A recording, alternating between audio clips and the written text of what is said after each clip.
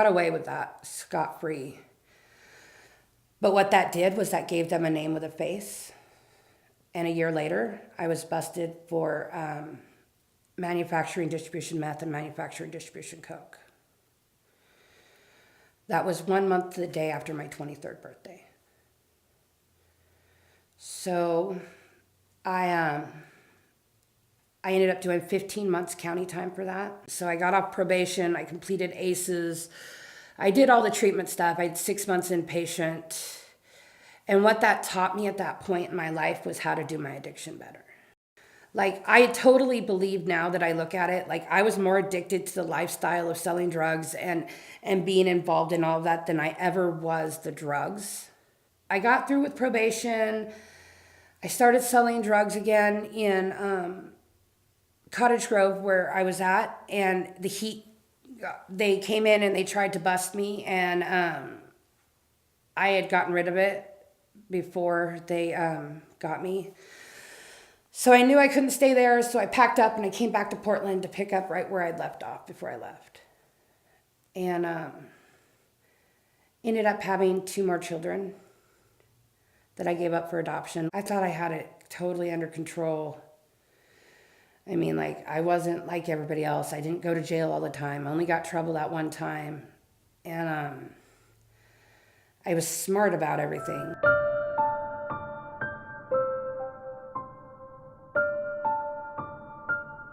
My oldest son was getting ready to turn 18. And I decided that I needed to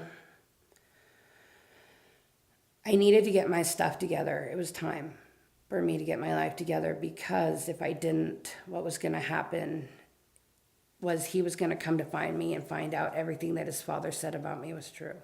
So I tried to quit using. I made it to like 168 days. I wasn't working a program. I wasn't doing NA. I just went cold turkey. And then I relapsed. And spent another 8-9 months in relapse. Back at selling, it just started with a little bit, and then I was right back to where I started. So when I was clean for the 168 days, I had put in a thing at the federal prison to go see my friend who was in federal prison. It's really hard to get on that visitors list, but I was approved.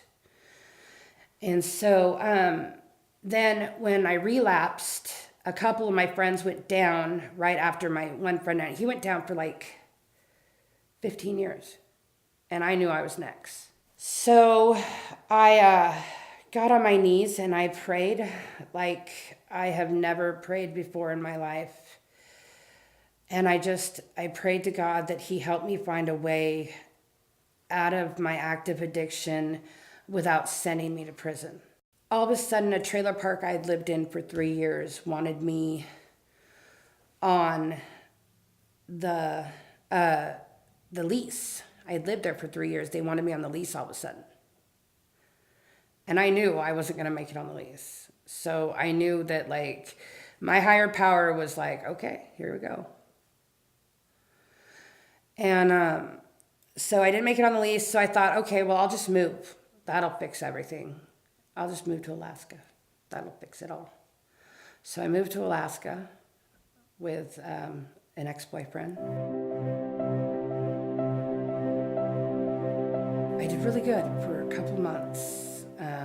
Got a job, was doing what I was supposed to be doing, but I still wasn't working a program. So we go into Anchorage, starts with a small bag, and next thing I know, I'm right back where I started. The second that I ingest any kind of mood-altering, mind-altering, feeling-altering drugs, it's all over for me. I'm right back where I started, and it could be years before I ever get back to that spot. I just didn't want to do it, His mom had gone through so much stuff with us. Like, the first time I met that lady, she's an amazing lady. Like, he calls her up from jail, and he's like, I need a place for my girlfriend to come kick dope. And so she puts a bed in a one-bedroom apartment and takes care of me for 3 weeks while I kick dope.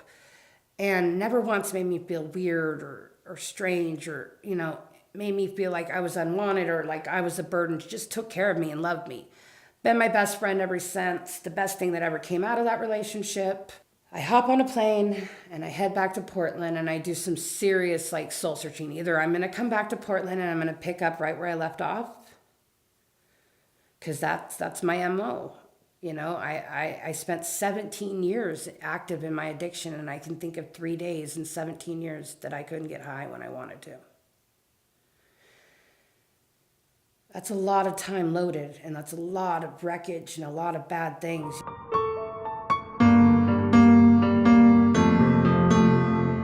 I pray again on that plane like I've never prayed before, and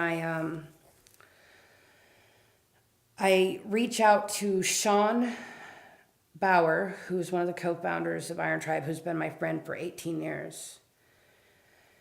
And I reach out to a couple other people, and I get a job when I get back. My friend Patrick helped get me into a Oxford house. And I lasted there about 3 weeks. I reached out to Sean. He got me to an Iron Tribe meeting. And like the minute I got into that Iron Tribe meeting, I was like, yeah, this is what I've been missing. That was the first week, and then the second week, and then the third week. And I kept going to this meeting, and then I call Sean and I'm like, dude, you got to get me out of here. I can't live in this Oxford house. I'm with all these women that are driving me crazy. And like, there's some stuff that are just going on here that isn't cool. You know what I mean? Like, I don't want to be here anymore. God had a plan, and he was just opening the market house. And so I was able to go there, and he was going to be the house manager. And like, so I felt safe, and I felt like, and Sean held my hand through so much of this recovery thing. Like, I never thought that I could make it to 20 months clean. And then I got a sponsor, and I started working the steps, and it's all just kind of going, you know, I got a job for a little while, and that really didn't work out so well, but it was a learning experience. So now I'm finishing up my GED. I have amazing people in my life today that care about the kind of person I am and push me outside my comfort zone. And I have a relationship with God that is stronger than ever. I still kick and fight when it comes to stepping outside my comfort zone. I am very real with the fact that life begins just outside your comfort zone, but I still drag my feet like crazy. I'm grateful for every single day that I'm sober, and I'm grateful for the little things in life, the amazing people, and the love that I'm given from these people. And I am grateful to be part of the tribe. And things don't always work out the way we want them to, because that's just the way it is. But they always work out, you know, the way they're supposed to.